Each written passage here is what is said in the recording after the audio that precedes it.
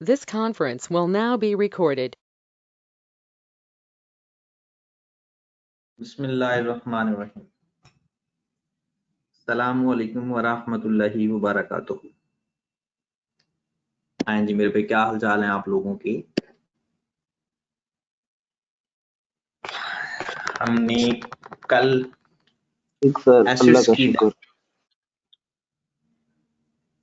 Acids की definition पढ़ने की कोशिश कर रहे थे और रास्ते में ही टाइम खत्म हो गया। उमर भाई का एक मैसेज मिला है कि सर कैश डिस्काउंट सिर्फ पैसों पर होता है। पैसों से मुराद यह है कि अर्ली पेमेंट या सेटलमेंट, पेमेंट लेते या देते वक्त होता है। पैसे लेते हुए या देते हुए, अगर हम कम पैसे लें या दें ओरिजिनल से तो वो कैश डिस्काउंट होता है।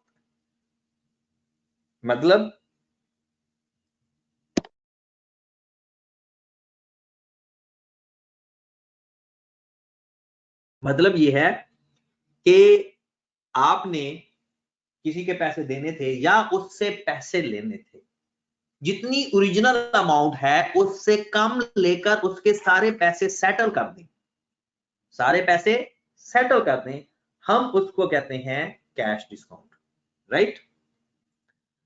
अब 12 तारीख तक मैं वेट कर रहा हूं, उसके बाद क्योंकि अब कॉलेज ईद के बाद ही मुझे लगता है, बाकी तो अल्लाह को बेहतर पता है कि ईद के बाद ही कॉलेज खुलेंगे और ये महीना बड़ा इंपॉर्टेंट हो जाएगा हमारे लिए अकाउंटिंग की लर्निंग के पॉइंट ऑफ व्यू से, ठीक है। तो इसके लिए सबसे ज्यादा इंपॉर्टेंट है पार्टिसिपेशन। बात की नहीं समझ लगी, पूछो, बार बार पूछो, ठीक है। कल हम किसी को ब्लेम नहीं देंगे कि मेरा नेट खराब था, ऑनलाइन की वजह से मेरा काम खराब हो गया। किसी भी वजह से, कोई भी वजह आप उठा के देख लेना, नुकसान सिर्फ हमारा होना है, ना शफकत महमूद का नुकसान है, ना इमरान खान साहब का नुकसान है, ना नवाज शरीफ का नुकसान है, ठीक है। तो सारे का सारा नुकसान हमारा होना है। टाइम के साथ साथ पैसा इममटीरियल है। कोई बंदा ये सोचेगा ना कि उसकी फीस जाया हो रही है या जाया हो जाएगी, तो वो बहुत छोटी सी बात है। जो बहुत बड़ी बात है वो आपको पता ही नहीं है। आप चार्टर्ड अकाउंटेंट 6 महीने लेट बनोगे, फीस कितनी आपने दी होगी, मैक्सिमम 42-45,000 की रेंज, 50,000 की रेंज में, 3 पेपर्स की 42-50,000 की रेंज में, ऐसा ही है ना, इससे ज्यादा नहीं दी होगी किसी ने भी। अब ये तो जाया हो गई होंगे अगर हम सीरियस होकर ना पढ़े। दूसरा देखें, आप 6 महीने लेट चार्टर्ड अकाउंटेंट बनोगे। आज मिनिमम एक चार्टर्ड अकाउंटेंट की तकरीबन 120 से 150,000 की रेंज में सैलरी लगती है, यानी जो एक चीकू सा चार्टर्ड अकाउंटेंट होगा, ठीक है, उसकी भी 120 से 150,000 की रेंज में सैलरी लगती है। अगर आपने 6 महीने लेट चार्टर्ड अकाउंटेंट बने तो आप अपना 9 लाख का नुकसान कर दोगे। ये भी कम नुकसान है, 9 लाख भी कम नुकसान है। आपकी शादी भी लेट हो जाएगी, ये बहुत बड़ा नुकसान है, ठीक है, फिर काम खराब हो जाएगा।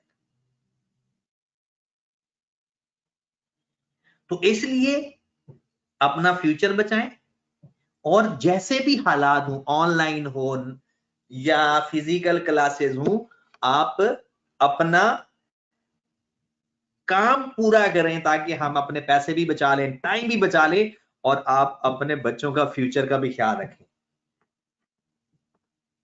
और अगर आप मेरे राब्ते में रहें तो यकीन जानो, मैं खुद आपके बच्चों को बताऊंगा कि आप लोगों का इस दुनिया में लेट आने का कसूर सारे का सारा आपके पेरेंट्स को जाता है, पूरे का पूरा। क्योंकि मैं इन्हें कहता रहा था कि सीरियस होके पढ़ लो, सीरियस होके पढ़ लो, ये नहीं पढ़े। चलें जी, तो बिस्मिल्लाह करते हैं अपने नेक्स्ट एसेट्स की डेफिनेशन आज सीखते हैं। और आज टर्म्स खत्म हो जाएंगी। कल इस टर्म्स का छोटा सा एक टेस्ट होगा आपका, वो मैं बताऊंगा जब क्लास खत्म होगी कि किस तरह से टेस्ट हमने लेना है और किस तरह से उसको हमने डील करना है, वो मैंने कल आपसे डिस्कस करना है। ठीक है, सॉरी आज ही डिस्कस करेंगे क्लास के एंड पे। अब आते चलते जल्द हम बिस्मिल्लाह करते हैं कि जनाब एसेट्स की बात कर रहे थे। एसेट्स वो रिसोर्स जिससे एक बिजनेस इकोनॉमिक बेनिफिट हासिल करता है, ऐसी चीज जिससे बिजनेस बेनिफिट हासिल करता है हम उसको कहते हैं एसेट। फिर एसेट फर्दर हमने सीखा दो तरह का होता है, एक non current asset,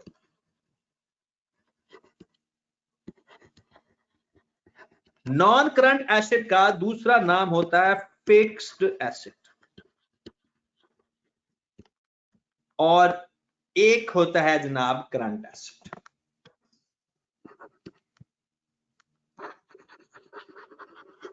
current asset की लिस्ट बहुत छोटी सी है। मेन नॉन करंट एसेट की लिस्ट है, मेन नॉन करंट एसेट की लिस्ट है। ओके होगी बात? अच्छा, आपने किसी ने मुझे ये नहीं बताया कि मैं खवातीन में से, क्योंकि बॉयज में से तो हमाद ग्रुप का एडमिन है, तो खवातीन में से किसी ने ये नहीं बताया कि मैं किसको एडमिन बनाऊं ताकि वो चीजें अपडेट वगैरह करते रहें। अभी अभी मैंने देखा है कि सबिहा एंटर हुई है, तो सबिहा को ही बना देते हैं क्योंकि इनको थोड़ा मैनेज करना भी आता है, पहले भी ये रहे हैं। सबिहा आपने मुझे बताना है, अगर आपको कोई एतराज ना हो तो फिर मैं आपको ही बना दूंगा, ठीक है? अगर कोई मसला ना हो तो आपको ही मैं ग्रुप का एडमिन बना दूंगा, ठीक है? चले चले जी, बिस्मिल्लाह करते हैं। हमारे पास नॉन करंट एसेट की लिस्ट हम डिस्कस करने लगे। अच्छा, एक बात और, कुछ लोगों ने पहले आईकॉम में या ए लेवल में या सीए के अंदर ही इंट्रोडक्शन टू अकाउंटिंग पढ़ी हुई है, ठीक है? मेरे भाई वो भी दोबारा इस नीयत से पढ़ें कि उन्हें कुछ नहीं आता और कुछ नहीं पढ़ा, तब अकाउंटिंग सीखी जाएगी। लेकिन अगर आप ये भी कहोगे ये भी आता है, ये भी आता है, ये भी आता है, जब पेपर में बैठेंगे ना तो फिर नहीं आता होगा, फिर पेपर में खतरनाक चीज हो जाएगी। इसलिए अपने आप को 100% ओके करके हमने बैठना है, 100%। ठीक होगी बात? चले जी, पूरम भाई बाज आ जाओ, अब बड़े हो गए हो, 6 महीने अब बड़े हो गए हो, बाज आ जाओ। नॉन करंट एसेट या फिक्स्ड एसेट के बारे में हमने बात की थी कि ये फर्दर दो टाइप के होते हैं, एक होते हैं टेंजिबल और एक होते हैं इनटेंजिबल। और जरूरी नहीं है कि टेंजिबल और इंटेंजिबल होना, मेन इसकी डेफिनेशन है लाइफ मोर देन 1 ईयर हो। कंडीशन मेन ये है। कल हमने एक सवाल में कह रहे थे कि इन्वेस्टमेंट की बात कर रहे थे कि वो तो किसी लिस्ट में नहीं आता, तो हम इसको क्यों लिख रहे हैं? मेन ये चीज है कि लाइफ मोर देन 1 होना जरूरी है, बस। तो हम पहले लिस्ट में नाम लिखे थे, लैंड हमारा नॉन करंट एसेट है, बिल्डिंग या प्रेमिसेस ये हमारा नॉन करंट एसेट है। उसके बाद प्लांट एंड मशीनरी, आपको पता है प्लांट एंड मशीनरी ये नॉन करंट एसेट में ही आते हैं, 20-20 50-50 साल भी लाइफ होती है इनकी। फर्नीचर, फिटिंग एंड फिक्सचर, इसके बारे में बताया था, ये दीवारों के अंदर चीजें फिक्स होती हैं वो। फिर उसके बाद बताया था व्हीकल्स,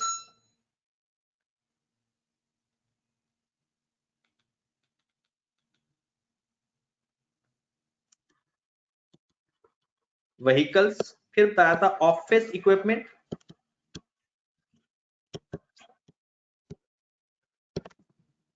राइट। उसके बाद एक वैसे इनसे हटके चीज बताई थी, लॉन्ग टर्म इन्वेस्टमेंट। ये वो पैसा है जो हमने किसी को उधार पे दिया हुआ है या किसी शेयर खरीदे हुए हैं, तो ये वो इन्वेस्टमेंट होती है। ओके होगी बात। ये एक छोटी सी लिस्ट है हमारे पास नॉन करंट एसेट्स की, और अगर आप ये लिस्ट याद कर लेते हैं तो इंट्रोडक्शन टू अकाउंटिंग FAR 1 और FAR 2 में यही लिस्ट इस्तेमाल होती है। इंट्रो में भी नॉन करंट एसेट की ऑलमोस्ट यही, FAR 1 में भी और FAR 2 में भी तकरीबन 99% आपका ये कवर हो जाएगा इसी लिस्ट से ही, और जो 1% एक्स्ट्रा होगा वो प्रोफेशनल जजमेंट से कवर हो जाएगा। फिर उसके बाद इंटेंजिबल की मैं बात करूं तो सबसे पहले गुडविल आता है। सबसे पहले गुडविल आता है। गुडविल कहते किसे हैं? रिप्यूट को। गुडविल किसे कहते हैं? रिप्यूट को। और इसकी आम सी डेफिनेशन अगर मैं बताऊं, बिल्कुल बेसिक सी गुडविल की डेफिनेशन, कि अगर आपके बिजनेस में जो तमाम चीजें पड़ी हैं वो है 1 लाख की, और कोई बंदा आकर कहे कि बिजनेस मुझे बेच दो, तो आप 1 लाख की चीजें उसको दे दोगे 1,30,000 में। वो जो 30,000 एक्स्ट्रा है वो आप अपना नाम बेच रहे हो, अपना नाम बेच रहे हो। ओके होगी बात। उसके बाद बहुत सारी और पेटेंट्स का नाम इस्तेमाल होता है, पेटेंट्स या ट्रेडमार्क।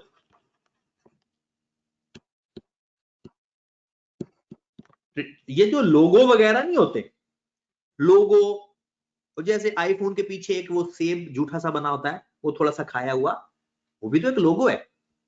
अब कोई और बंदा नहीं लगा सकता।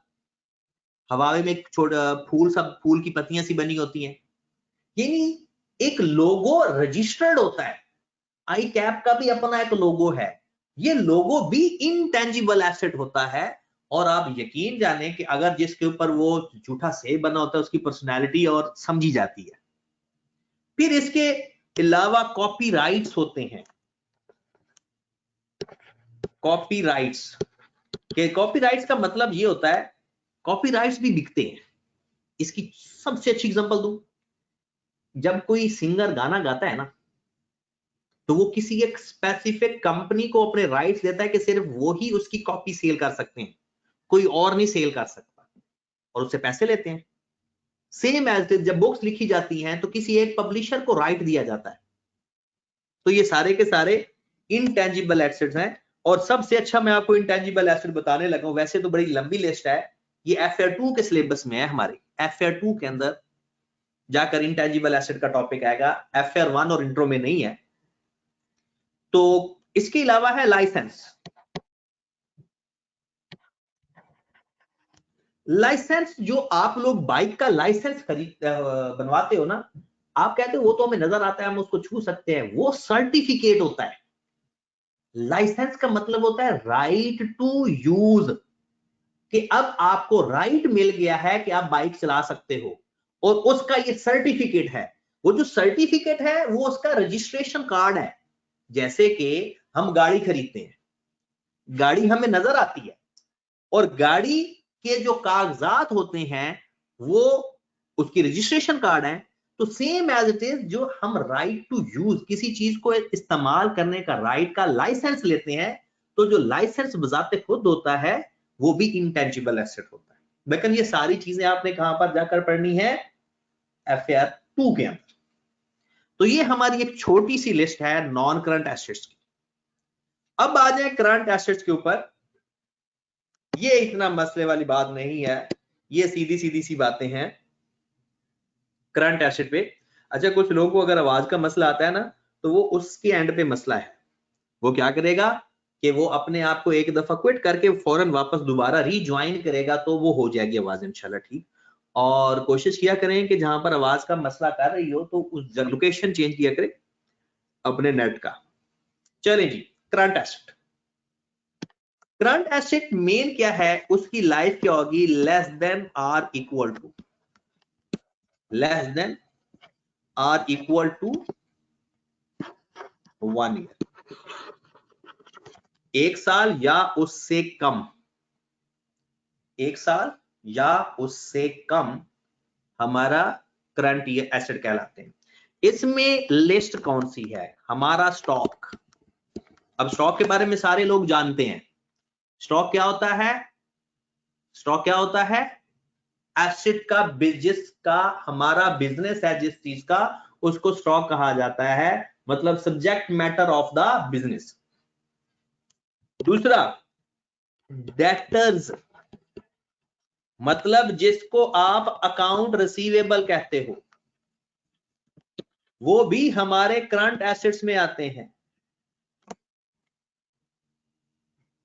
आप कहेंगे हो सकता है वो 2 साल तक पैसे ना दे, ऐसा बिजनेस में नहीं होता, पता है आपको। जो रजिस्टर्ड बिजनेस होते हैं ना, 90 दिन का टाइम होता है डेटर्स के पास मैक्सिमम, 90 दिन का होता तो 2-3 हफ्तों का ही है, लेकिन मैक्सिमम 90 दिन के अंदर अंदर उन्होंने पैसे देने होते हैं स्टॉक के। फिर अदर रिसीवेबल,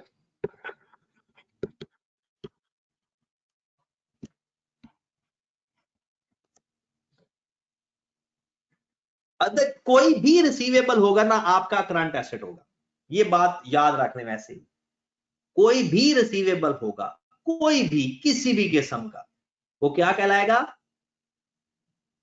आपका करंट एसेट कहलाएगा।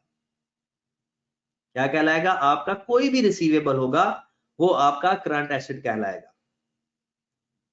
डन होगी बात। अगली बात देखें फिर, प्रीपेड एक्सपेंसेस।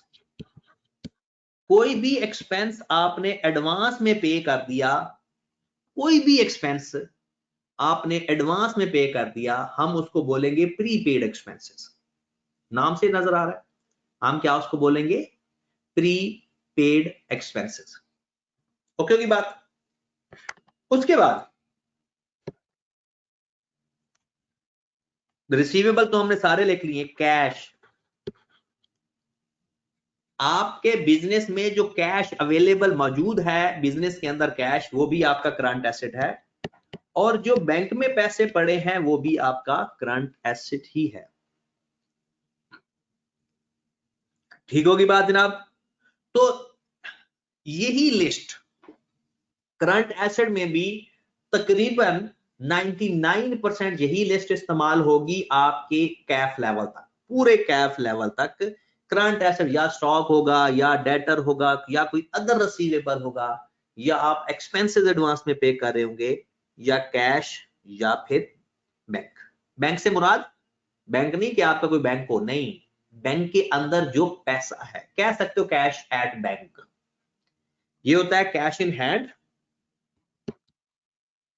ये होता है कैश इन हैंड, और एक होता है कैश एट बैंक, उसे बैंक बोला जाता है। एक होता है कैश एट बैंक, उसे बैंक बोलते हैं। लो जनाब, एसेट से रिलेटेड बातें खत्म हो गई, एसेट से रिलेटेड बातें सारी खत्म हो गई। उमर फारूक का मैसेज मुझे मिला है कि क्रेडिटर्स क्या लिस्ट में नहीं आते? नहीं आते। क्रेडिटर्स हमारे एसेट नहीं होते, क्रेडिटर्स के तो हमने पैसे देने होते हैं, ये रिसीवेबल्स, एसेट रिसीवेबल्स होते हैं, वो लायबिलिटी में आता है। किस में आता है? लायबिलिटीज में। लो मेरे भाई, हाँ, एक गाने का बड़ा प्यारा मैसेज आया कि सर शॉर्ट टर्म इन्वेस्टमेंट, बिल्कुल सही कह रहे हो। लॉन्ग टर्म इन्वेस्टमेंट हो तो वो आता है, शॉर्ट टर्म इन्वेस्टमेंट हो तो वो आता है, लॉन्ग टर्म हो नॉन करंट एसेट में, और शॉर्ट टर्म हो तो करंट एसेट में। लॉन्ग टर्म हो तो नॉन करंट एसेट में, शॉर्ट टर्म हो तो करंट एसेट में। क्लियर होगी बात यहां तक? चलो जी, अब आगे चलते हैं अगली लिस्ट। जी, अदर रिसीवेबल्स की कोई एग्जांपल दीजिएगा। अदर रिसीवेबल से मुराद, मैंने जब हमने ये पढ़ा था कि अदर रिसीवेबल का लफ्जी मतलब ये है कि जो अकाउंट रिसीवेबल होता है, वो लोग होते हैं जिसको हम अपना स्टॉक उधार पे सेल करते हैं। Yes sir. लेकिन अलावा कोई अगर हमने किसी से पैसे लेने हैं कोई और चीज बेच के, कि मतलब वो अपने बिजनेस का कोई फर्नीचर पुराना बेच देते हैं उधार पे, या एक पुराना उधार पे बेच देते हैं जिसका हमारा बिजनेस तो नहीं है, तो वो अदर रिसीवेबल में आता है। ठीक हो गया सर, ओके। चलिए जी, नेक्स्ट हम देखते हैं लायबिलिटीज क्या चीज है। बिजनेस के अंदर लायबिलिटी के हेड में क्या क्या आएगा। वैसे इन एसेट की डेफिनेशन भी और है, जो बुक्स में लिखी हुई है वो और है, उसके में हमने बताना है कि वो क्या चीज है, उसके लिए हम अलग से नोट्स बनाते हैं और वो नोट्स दिया करेंगे।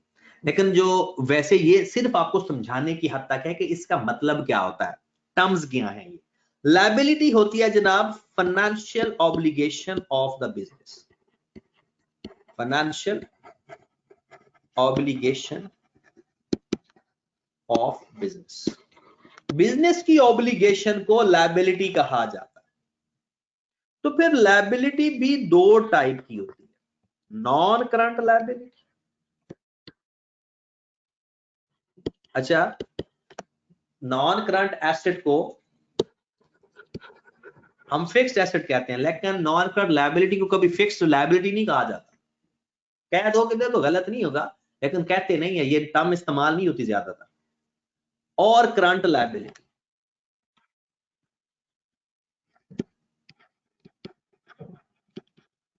लो जी, नॉन करंट लायबिलिटी और करंट लायबिलिटी। ओके की बात। नॉन करंट लायबिलिटी के अंदर, नॉन करंट लायबिलिटी के अंदर हमारे पास जो सबसे मेन चीज इस्तेमाल होती है वो होता है लॉन्ग टर्म लोन। जब बिजनेस एक साल से ज्यादा टाइम के लिए लोन लेता है, मतलब ऐसी लायबिलिटी जिसको सेटल करना हो या पे करना हो एक साल के ज्यादा टाइम के अंदर, हम उसको कहते हैं नॉन करंट लायबिलिटी। एक साल या एक साल से कम कोई लायबिलिटी पे करने वाली हो तो वो करंट लायबिलिटी होगी। जैसे सपोज 20 साल के लिए आपने लोन ले लिया तो वो नॉन करंट लायबिलिटी में आएगा। 5 साल के लिए लोन लिया कि जी पैसे 5 साल बाद वापस करने हैं, नॉन करंट लायबिलिटी। 2 साल बाद वापस करने हैं, नॉन करंट लायबिलिटी। 1 साल 1 महीना, नॉन करंट लायबिलिटी। मतलब 1 साल से अगर टाइम एक्सीड कर जाए तो वो नॉन करंट लायबिलिटी कहलाता है। तो मेरे भाई, इसके अलावा एक वर्ड इसी लोन के लिए बोला जाता है मॉर्टगेज। मॉर्टगेज लोन ही होता है। मॉर्टगेज इसका मतलब सिर्फ ये है कि आपने कोई चीज गिरवी पे रखवा के, आपने कोई चीज गिरवी पे रखवा के लोन लिया, पैसे लिए, ये हमारा लोन ही होता है। ठीक होगी बात। आगे चलते हैं फिर करंट लायबिलिटी की तरफ। अब करंट लायबिलिटी क्या चीज होती है, इसकी सेटलमेंट कब होती है, more than 1 year, more than 1 year. और करंट लायबिलिटी की फिर सेटलमेंट कितने टाइम में होगी, less than or equal to 1 year, less than or equal to 1। तो क्योंकि बात, चलें जी।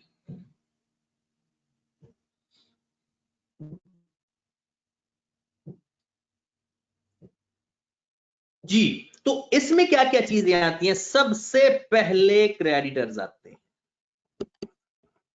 सबसे पहले क्रेडिटर्स, या जिसको आप कहते हो अकाउंट पेएबल।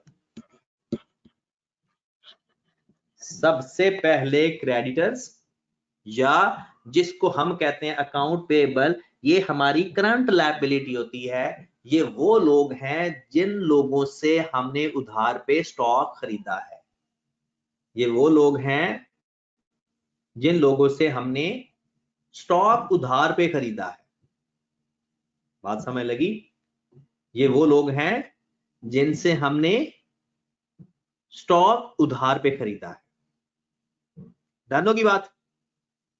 चलें जी, अगली बात देखते हैं फिर, क्योंकि और इसके पैसे भी हमने वापस जल्दी देने होते हैं, इसके पैसे भी हमने वापस जल्दी देने होते हैं, मैक्सिमम वैसे तो 1-2 हफ्तों में वापस करने होते हैं। उसके बाद हमारे पास आ जाता है क्रेडिटर्स या अकाउंट पेएबल के बाद एक्रूड एक्सपेंसेस। अब जरा गौर फरमाएं, एक्सपेंसेस हो गया दूसरा जी। सर जी, जो नॉन करंट लायबिलिटी के हम मतलब कि लॉन्ग टर्म लोन लेते हैं वो भी तो हम क्रेडिटर से ही लेते हैं ना, तो वो तो वन ईयर से एक्सीड कर जाता है ड्यूरेशन, तो सर ये दोनों में कैसे आ सकते हैं क्रेडिटर, करंट में भी और नॉन करंट में?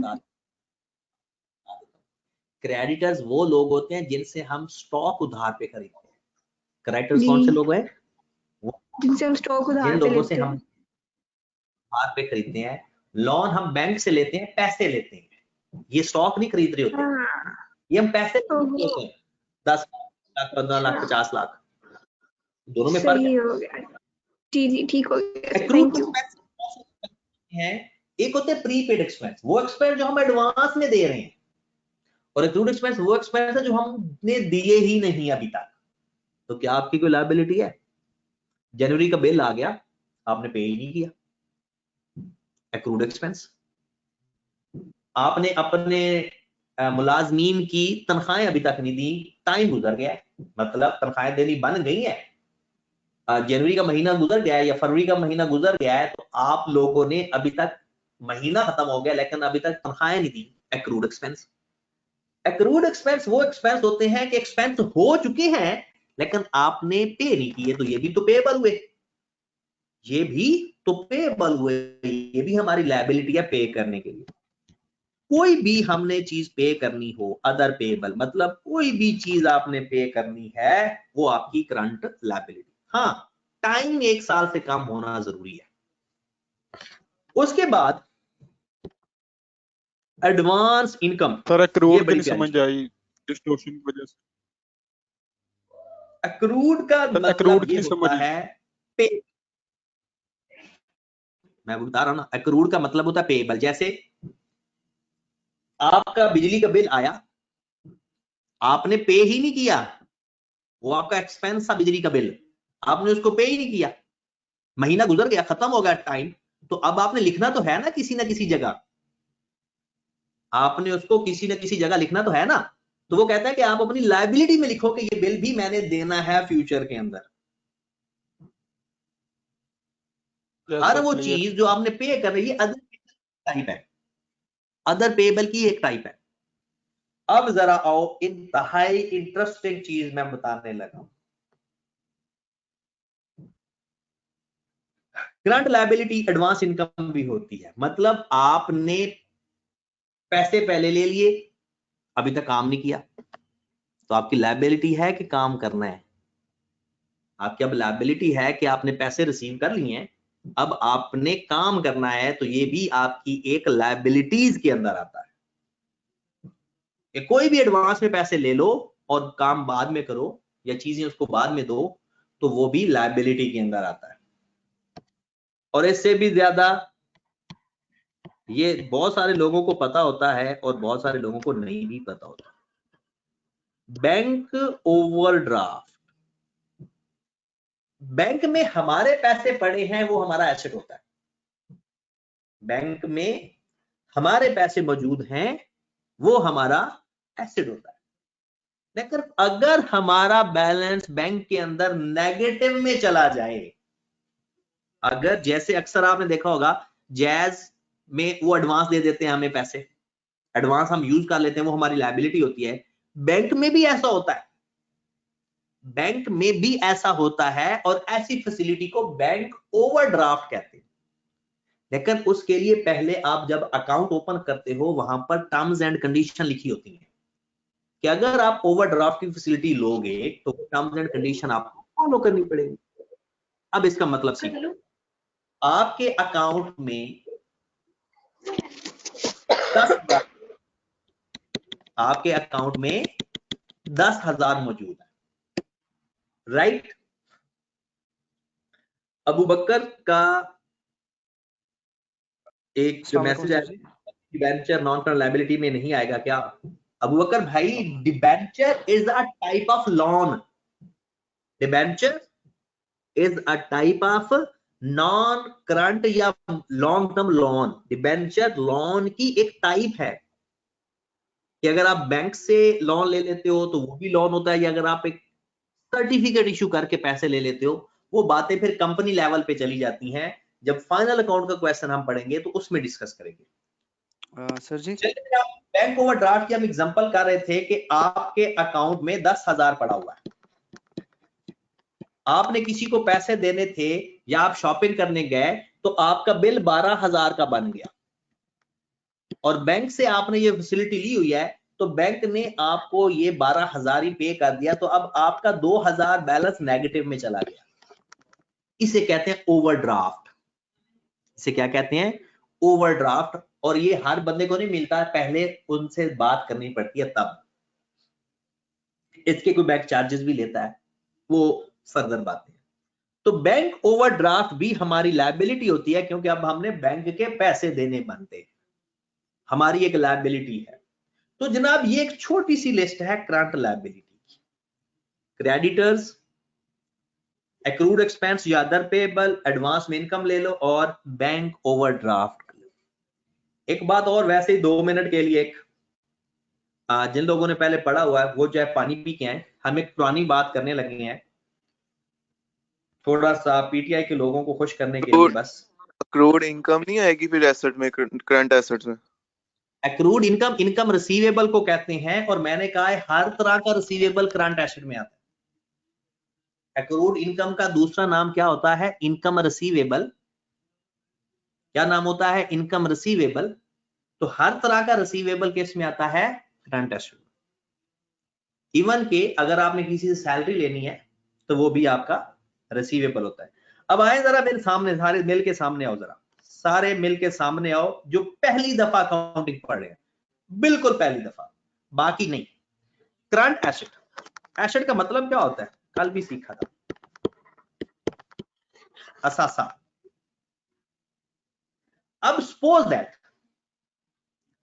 आप एक कंपनी में काम करते हो, कंपनी ए में आप एक कंपनी में काम करते हो, अब आपकी वहां से सैलरी है, आपकी सैलरी है 1 लाख, ज्यादा तो नहीं है, चलो मान लो 1 लाख। अब अगर वो सैलरी आपको मिल गई तो आपकी इनकम है, अगर वो सैलरी आपको मिल गई तो आपकी इनकम है, और अगर नहीं मिली तो हम क्या कहेंगे उसको? Salary if not received. अगर ये सैलरी नहीं मिलेगी तो हम फिर लिखेंगे ये है हमारा सैलरी, इनकम नहीं है, फिर सैलरी रिसीवेबल है। क्या है? Salary receivable. और रिसीवेबल कोई भी हो हम उसको एसेट में लिखते हैं, करंट एसेट में, मतलब अपने असासों में लिखते हैं। सर जी ये सैलरी हमें कब तक नहीं मिलेगी? मतलब 1 महीने का ड्यूरेशन होगा, 2 महीने का, तभी हम डिसाइड करेंगे कि ये हमारी नॉन रिसीवेबल है। मैं जो बात समझाने लगा हूं ना वो कोई और चीज है, वो कब मिलनी है, क्या टाइम होता है, वो आगे जाकर हम एज एनालिसिस में पढ़ेंगे, ठीक है। तो जरा गौर से देखें, अगर आपको सैलरी मिल गई तो आप इनकम में लिखोगे, नहीं मिली तो आप एसेट में लिखोगे, और अगर आपने एसेट में नहीं लिखोगे तो फिर आप क्या बोलोगे? मुझे क्यों निकाला?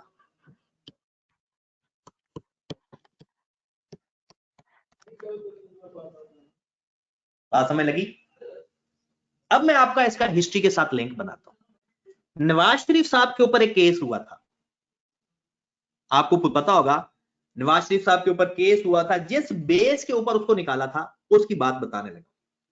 नवाज शरीफ कहता है जी मेरी ये इनकम हुई है, यानी मैं अपने बेटे की कंपनी में काम करता था, वहां पर मुझे इतनी इनकम है। वो कहते हैं बताओ इनकम किधर है? कहता है मेरे बेटे की कंपनी थी, मैंने रिसीव नहीं की। तो चार्टर्ड अकाउंटेंट ने कहा मेरे भाई जो सैलरी रिसीव ना करो उसको सैलरी रिसीवेबल में लिखते हैं। बताओ आपने कहां लिखा है? वो कहता है वो तो मैंने लिखा ही नहीं। कहता है भाई आपने अपना असासा छुपा लिया। अगर आपने सैलरी रिसीवेबल नहीं लिखा तो आपने अपना एसेट छुपा लिया, इसलिए आपने खुर्द बुर्द की अपने एसेट सारे डिक्लेयर ही नहीं किए। ये वाला एसेट उसने डिक्लेयर नहीं किया था जिस बेस पे उसको निकाला गया। वो इसलिए तो रोता रहा है मुझे क्यों निकाला, मुझे क्यों निकाला।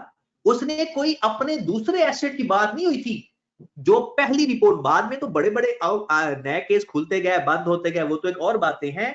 लेकिन जब पहली दफा उसको निकाला गया था वो सैलरी रिसीवेबल के नाम पे निकाला गया था। मैंने पता नहीं उस वक्त तो आप अकाउंटिंग नहीं पढ़ते थे या जिसने अकाउंटिंग पढ़ी हुई है, जो उन्होंने रिपोर्ट पब्लिश की थी उस रिपोर्ट के अंदर ये लिखा हुआ था कि जनाब according to international accounting standard 1 कि अगर आपका सैलरी रिसीवेबल है तो वो आपका करंट एसेट है और उर्दू में उसे असासा कहते हैं।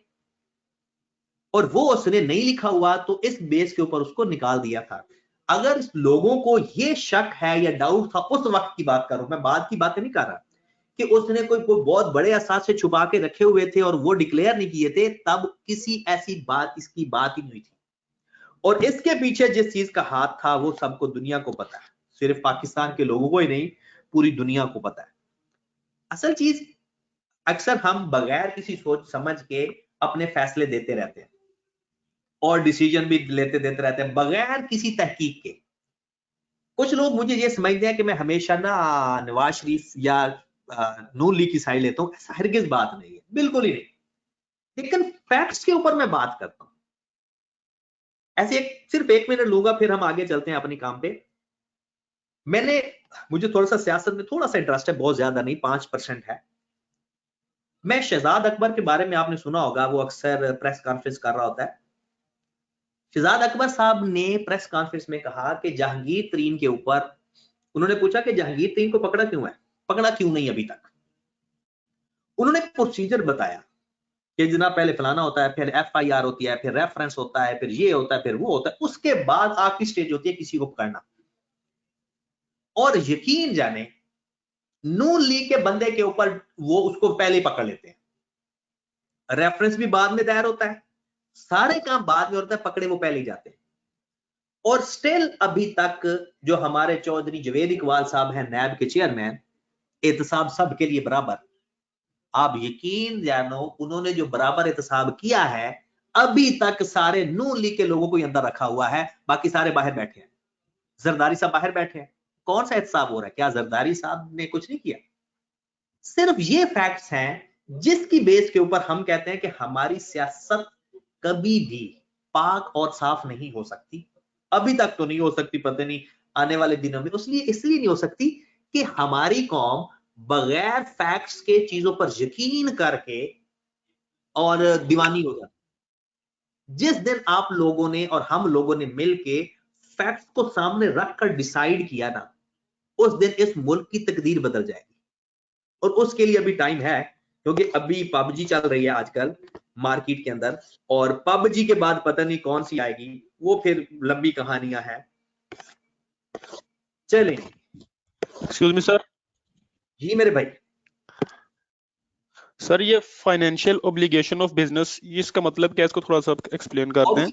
मतलब है बिजनेस की कोई जिम्मेदारी कि उसने किसी के पैसे देने हैं या किसी का कोई काम करना है, किसी को कोई पैसे देने। सर, और सर आपने, यस सर जी सर, आगे आपने बोला कि क्रेडिटर्स वो हैं जिनको हमने यानी कि उधार लिया जिनसे, और उनको हमने पैसे देने हैं वापस, ऐसा ही है? जी। तो मींस के क्रेडिटर वो हुआ जिसने हमें उधार दिया, ऐसा ही है ना? मींस के जिससे हमने उधार लिया वो। हाँ जी। तो मींस के अगर बिजनेस है तो जो बिजनेस उधार ले रहा है तो बिजनेस खुद डेटर होगा। हाँ जी, वो जो बंदे से ले रहा है ना, वो अपनी बुक्स में डेटर रिकॉर्ड करेगा और हम अपनी बुक्स में उस बंदे को क्रेडिटर रिकॉर्ड करेंगे। यानी जिस बंदे से हम उधार ले मींस के हम बिजनेस, यस सर हम उधार ले रहे हैं किसी Yes, से sir. तो बंदे को अपनी क्रेडिटर की लिस्ट में लिख लेंगे क्योंकि ये हमारा क्रेडिटर है। वो बंदा जिससे हमने उधार लिया वो अपनी बुक्स के अंदर हमें अपने डेटर की लिस्ट में लिखेगा। उसने पैसे हमसे लेने हैं, वो Yes, अपनी sir. डेटर की लिस्ट में लिखेगा, हम उसको क्रेडिटर की लिस्ट में लिखेंगे और हम सिर्फ अपनी बुक्स को देखते हैं। ओके, अगली बात। Yes, sir. Yes, sir. Next Clear. मैं एनालाइज करने वाली साइड पे जाता हूं। छोटी बात पहले पढ़ लूंगा, बड़ी बात बाद में करूंगा। इनकम की बात करते हैं। हमारे पास दो तरह की इनकम होती है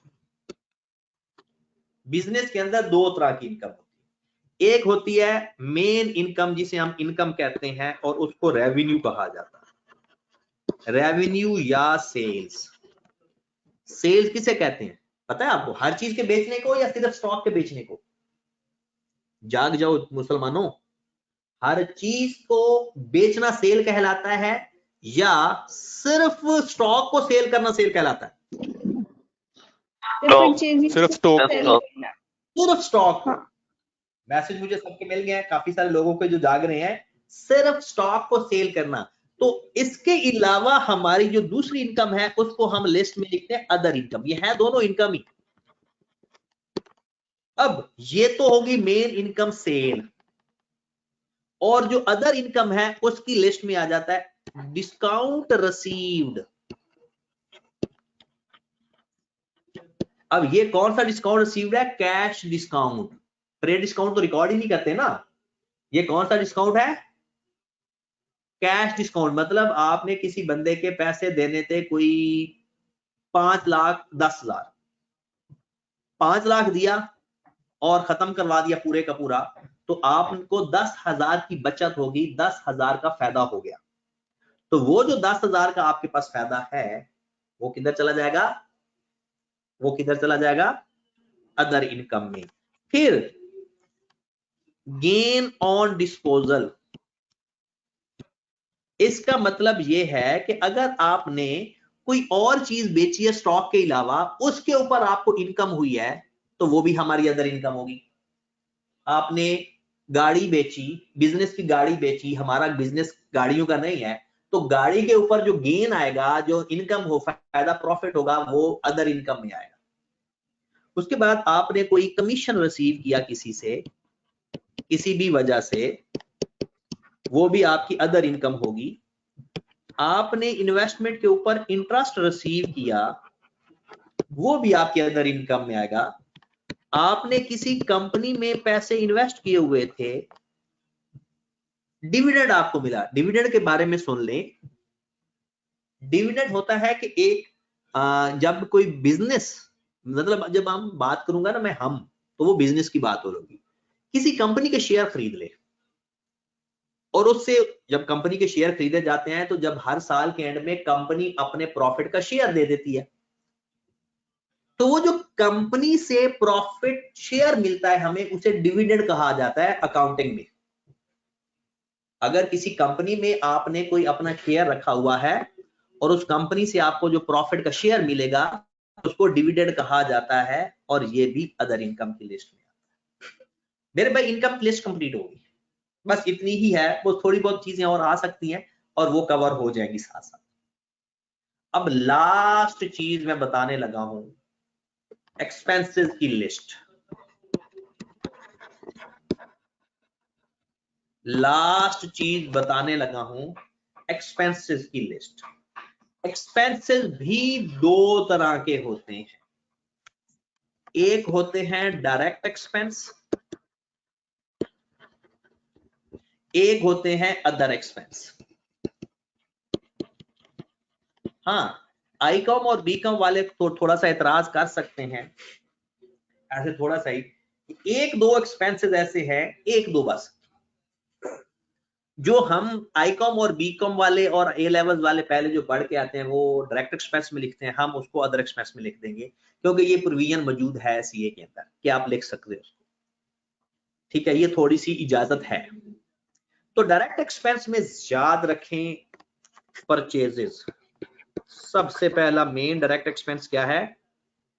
परचेज। परचेज कहते हैं किसी हैं, याद है किसी को? परचेज किसको कहते हैं, किसी को याद है? स्टॉक को बेचने का खरीदने मकसद को। से चीज खरीद। स्टॉक का आज परचेज करना। अब कोई हम चीज थोड़ी- शेयर अब सुन ले आप बस, चीज उसको परचेज। अब खामोशी। मैं ऐसी बात करने लगा हूं जो थोड़ी सी हमारी ना बेस हिलाने लगेगी। मैंने स्टॉक को लिखा हुआ है करंट एसेट के अंदर, याद है? मैंने स्टॉक को लिखा हुआ है करंट एसेट के अंदर। सारे थोड़ा जाग के बैठे और अपने अल्फाज में ये डिफरेंस लिखेंगे, अपने अल्फाज में ये डिफरेंस लिखेंगे। मैंने स्टॉक को कहां पर लिखा हुआ है? करंट एसेट के अंदर। और जो स्टॉक ही मैं खरीद रहा हूं, जिसको मैं परचेज का नाम लिख रहा हूं, वो मैं लिख रहा हूं परचेज के अंदर, एक्सपेंस के अंदर। ये क्या खुला तजाद नहीं है कि मैं स्टॉक को करंट एसेट में लिख रहा हूं और उसी को ही खरीद रहा हूं तो मैं एक्सपेंस में भी लिख रहा हूं। अब इस खुले तजाद को थोड़ा सा कम करते हैं, खत्म करते हैं। जरा सुनना मेरी बात गौर से। आपका बिजनेस है कपड़े का, आपने कपड़ा खरीदा 10,000 का, ये है परचेज और ये चला जाएगा एक्सपेंस के अंदर। ओके, साल का एंड आपका अनयूज्ड, या इसको लिख सकते हो unsold stock at end of the year. साल पूरा हुआ, at the end of the year 2000 का आपका स्टॉक अनसोल्ड बच गया और ये जाएगा स्टॉक करंट एसेट के अंदर। लो जनाब, बात समझ लगी? अगर स्टॉक खरीदेंगे तो एक्सपेंस की लिस्ट में जितना स्टॉक अनसोल्ड बच जाएगा उस साल, अकाउंटिंग हमेशा साल की होती है, हर साल खत्म होने के बाद फिर अगला साल शुरू करते हैं। हम जिस चीज को भी देखेंगे एक साल के हिसाब से देखेंगे। सपोज 2020 की बात हुई, 2020 के अंदर आपने 10,000 का स्टॉक खरीदा तो वो परचेज की लिस्ट में आएगा। उसमें से 2,000 का स्टॉक अनसोल्ड रह गया, 8,000 का बिक गया। जो 2000 का अनसोल्ड स्टॉक रह गया, जो आपकी परचेजेस बच गई, दैट इज अ स्टॉक, उसको हम स्टॉक बोलेंगे। बात क्लियर हुई? यानी जितना अनसोल्ड स्टॉक रह जाएगा वो हमारे एसेट की लिस्ट में आ जाएगा और जितना हम नॉर्मली खरीदते हैं, जितना हम नॉर्मली खरीदते हैं वो किस में चला जाएगा? वो किस में चला जाएगा? परचेज की लिस्ट में। अब परचेज और स्टॉक के दरमियान में फर्क का पता चला या अभी भी कोई कंफ्यूजन है? मेन जो माइनर सा डिफरेंस है कि जितना स्टॉक खरीदते हैं दैट इज अ परचेजेस, वो परचेज के रजिस्टर में आएगा और जितना स्टॉक अनसोल्ड बच जाएगा उस साल वो स्टॉक की लिस्ट में चला जाएगा। ठीक होगी बात? ओके जी, आगे चलते हैं। अभी ये बात पूरी नहीं हुई। डायरेक्ट एक्सपेंस में आ जाता है कैरेज इन। अब ये कैरेज इन होता क्या है ये आपने लिखना है। कैरेज इन होता है जब हम स्टॉक खरीदते हैं, स्टॉक खरीदने के बाद अपने गोदाम तक लाने का जो किराया लगता है, जो ट्रांसपोर्टेशन एक्सपेंस आते हैं, उसको हम कैरेज इन कहते हैं। दोबारा सुने, दोबारा सुने।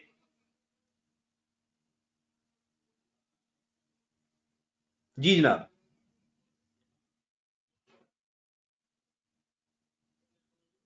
कि अगर आपने स्टॉक खरीदा, कपड़ा ही खरीदा फैसलाबाद से, और फैसलाबाद से लाहौर लाने तक उसके ऊपर किराया आ गया 5,000, तो वो 5,000 भी आपका डायरेक्ट एक्सपेंस है।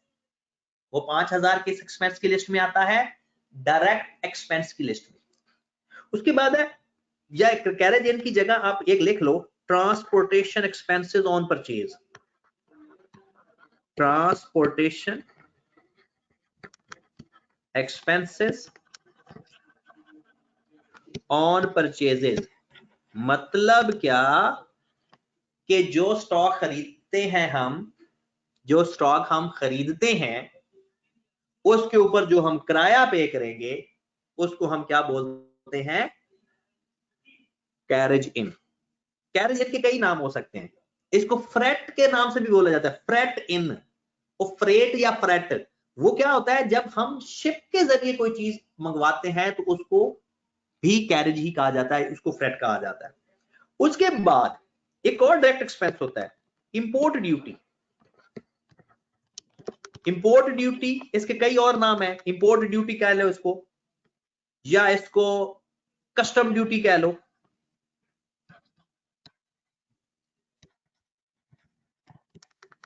इसके ऊपर ऑक्ट्रॉय ड्यूटी, ये नाम डिफरेंट है,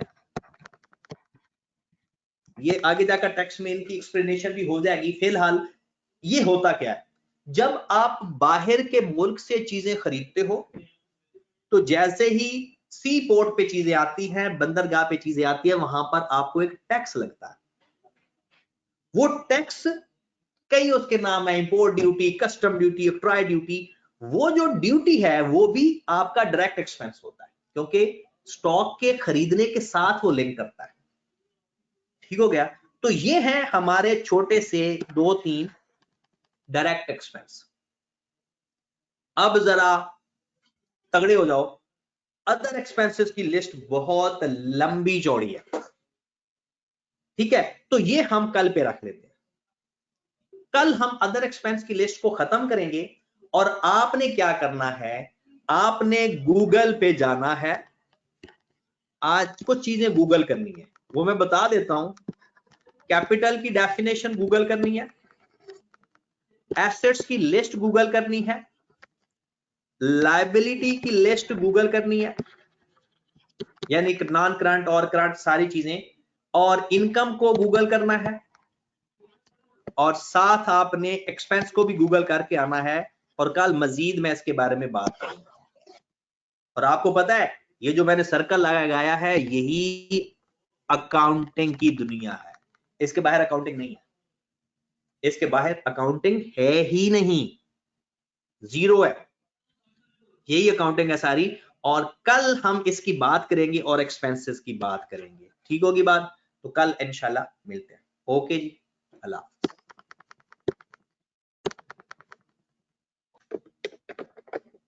सर जी